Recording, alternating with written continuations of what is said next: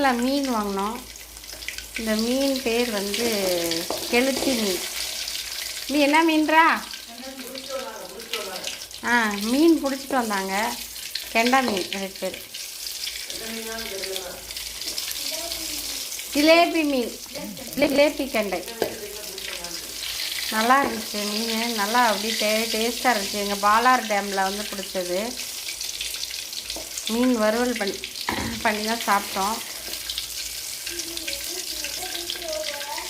சாப்பிட்டுட்டே இருக்கலாம் போல் இருந்துச்சு. அப்படி ஒரு டேஸ்ட்டு. பிடிச்சோன்னே சாப்பிட்டாலே நல்லாயிருக்கும்.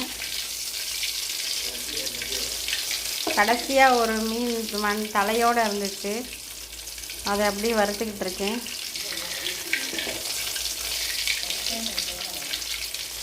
நீங்களும் இதே மாதிரி மீன் வறுவல் செஞ்சு சாப்பிடுங்க.